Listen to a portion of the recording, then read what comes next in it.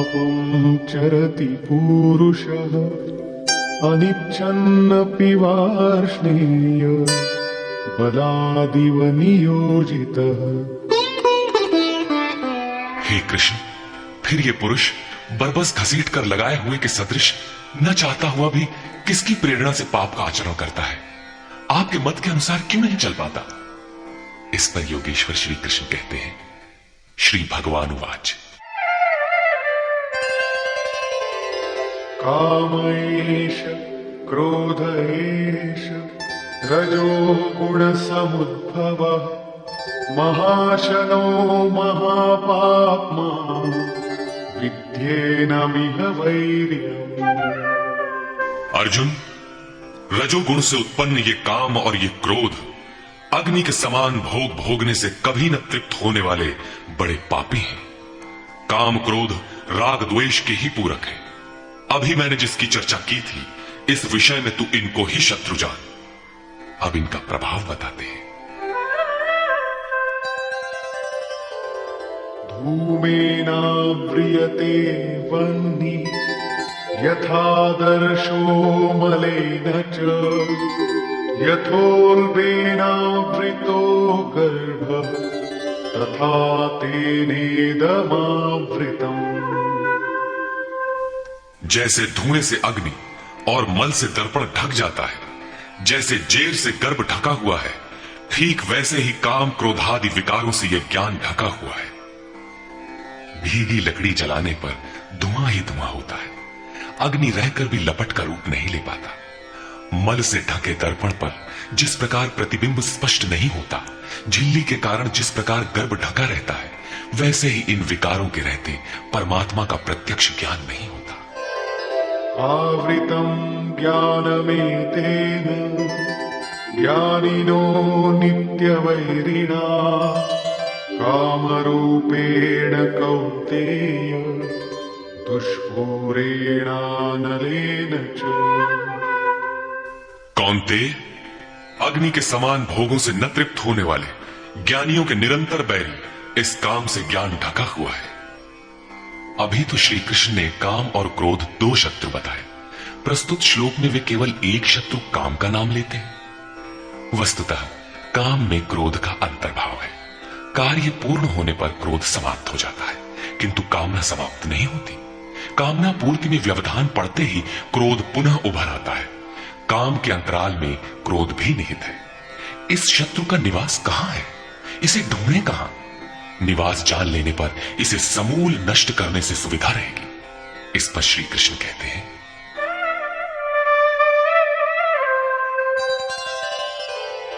इंद्रियाणि मनो बुद्धि अस्याधिष्ठानमुच्यते एतैर्विमोहयत्येष ज्ञानमावृत्य देहिनम्। इंद्रियां, मन और बुद्धि इसके वास स्थान कहे जाते हैं। ये काम इन मन बुद्धि और इंद्रियों के द्वारा ही ज्ञान को आच्छादित करके जीवात्मा को मोह में डालता है। तस्मात् त्वमिन्द्रियाण्यादौ नियम्य भरतर्षभ आत्मानं प्रजहिहेनं ज्ञान विज्ञाननाशनम्। इसलिए अर्जुन, तू पहले इंद्रियों को नियम में संयत कर, क्योंकि शत्रु तो इनके अंतराल में छिपा है। वो तुम्हारे शरीर के भीतर है, बाहर खोजने से वो कहीं नहीं मिलेगा। इंद्रियों को वश में करके ज्ञान और विज्ञान का नाश करने वाले इस पापी काम को ही मार। ये हृदय देश की अंतर जगत की लड़ाई है। काम सीधे पकड़ में नहीं आएगा, अतः विकारों के निवास स्थान का ही घेराव कर लो, इंद्रियों को ही संयत कर लो। किंतु इंद्रियों और मन को संयत करना तो बड़ा कठिन है। क्या ये हम कर पाएंगे? इस पर योगेश्वर श्री कृष्ण आपकी सामर्थ्य बताते हुए प्रोत्साहित करते हैं।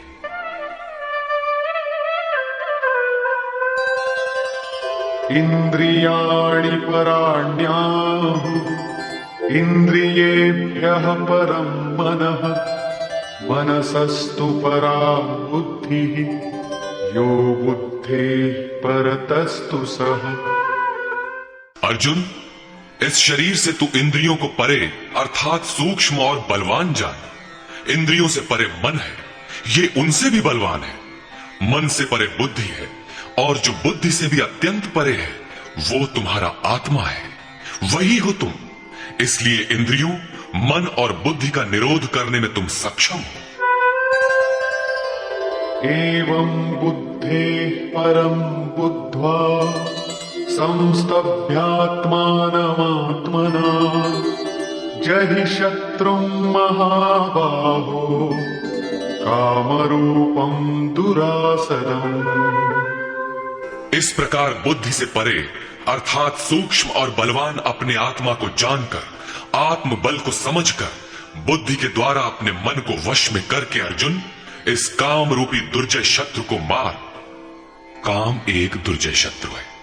इंद्रियों के द्वारा ये आत्मा को मोहित करता है, तो अपनी शक्ति समझकर, आत्मा को बलवान समझकर काम रूपी शत्रु को मारना है। कहने की आवश्यकता नहीं है कि ये शत्रु आंतरिक है और युद्ध भी अंतर्देश का ही है। निष्कर्ष, बहुधा गीता प्रेमी व्याख्याताओं ने इस अध्याय को कर्मयोग का नाम दिया है, किंतु यह संगत नहीं है। दूसरे अध्याय में योगेश्वर ने कर्म का नाम लिया। उन्होंने कर्म के महत्व का प्रतिपादन कर उसमें कर्म जिज्ञासा जागृत की, और इस अध्याय में उन्होंने कर्म को परिभाषित किया कि यज्ञ की प्रक्रिया ही कर्म है। सिद्ध है कि यज्ञ कोई निर्धारित दिशा है। इसके अतिरिक्त जो कुछ भी किया जाता है वह इसी लोक का बंधन है। श्री कृष्ण जिसे कहेंगे वह कर्म मोक्षस्य या शुभा, संसार बंधन से छुटकारा दिलाने वाला कर्म है। श्री कृष्ण ने यज्ञ की उत्पत्ति बताई, वह देता क्या है, उसकी विशेषताओं का चित्रण किया, यज्ञ करने पर बल दिया। उन्होंने कहा इस यज्ञ की प्रक्रिया ही कर्म है। जो नहीं करते वे पापायु, आराम चाहने वाले व्यर्थ जीते हैं। पूर्व में होने वाले महर्षियों ने भी इसे करके ही परम नैष्कर्म्य सिद्धि को पाया। वे आत्मतृप्त हैं, उनके लिए कर्म की आवश्यकता नहीं है। फिर भी पीछे वालों के मार्गदर्शन के लिए वे भी कर्म में भली प्रकार लगे रहते थे। उन महापुरुषों से श्री कृष्ण ने अपनी तुलना की कि मेरा भी अब कर्म करने से कोई प्रयोजन नहीं है, किंतु मैं भी पीछे वालों के हित के लिए ही कर्म में बरतता हूं। श्री कृष्ण ने स्पष्ट अपना परिचय दिया कि वे एक योगी थे। उन्होंने कर्म में प्रवृत्त साधकों को चलायमान न करने को कहा, क्योंकि कर्म करके ही उन साधकों को स्थिति प्राप्त करनी है। यदि नहीं करेंगे तो नष्ट हो जाएंगे। इस कर्म के लिए ध्यानस्थ होकर युद्ध करना है। आंखें बंद हैं, इंद्रियों से सिमटकर चित्त का निरोध हो चला तो युद्ध कैसा। उस समय काम, क्रोध, राग, द्वेष बाधक होते हैं। इन विजातीय प्रवृत्तियों का पार पाना ही युद्ध है। आसुरी संपत्ति कुरुक्षेत्र विजातीय प्रवृत्ति को शनैः शनैः छांटते हुए ध्यानस्थ होते जाना ही युद्ध है। वस्तुतः ध्यान में ही युद्ध है। यही इस अध्याय का सारांश है, जिसमें न कर्म बताया न यज्ञ। यदि यज्ञ समझ में आ जाए तो कर्म समझ में आए। अभी तो कर्म समझाया ही नहीं गया। इस अध्याय में केवल स्थित प्रज्ञ महापुरुष के प्रशिक्षणात्मक पहलू पर बल दिया गया। यह तो गुरुजनों के लिए निर्देश है। वे न भी करें तो उन्हें कोई क्षति नहीं, और न ऐसा करने में उनका अपना कोई लाभ ही है। किंतु जिन साधकों को परम गति अभीष्ट है उनके लिए विशेष कुछ कहा ही नहीं। तो यह कर्मयोग कैसे है? कर्म का स्वरूप भी स्पष्ट नहीं है जिसे किया जाए, क्योंकि यज्ञ की प्रक्रिया ही कर्म है। अभी तक उन्होंने इतना ही बताया, यज्ञ तो बताया नहीं। कर्म का स्वरूप स्पष्ट कहां हुआ? हां, युद्ध का यथार्थ चित्रण गीता में यही पाया जाता है। संपूर्ण गीता पर दृष्टिपात करें तो अध्याय 2 में कहा कि शरीर नाशवान है, अतः युद्ध कर। गीता में युद्ध का यही ठोस कारण बताया गया। आगे ज्ञान योग के संदर्भ में क्षत्रिय के लिए युद्ध ही कल्याण का एकमात्र साधन बताया गया, और कहा कि यह बुद्धि तेरे लिए ज्ञान योग के विषय में कही गई। कौन सी बुद्धि? यही कि हार जीत दोनों दृष्टियों में लाभ ही है, ऐसा समझकर युद्ध कर। फिर अध्याय 4 में कहा कि योग में स्थित रहकर हृदय में स्थित अपने संशय को ज्ञान रूपी तलवार द्वारा काट।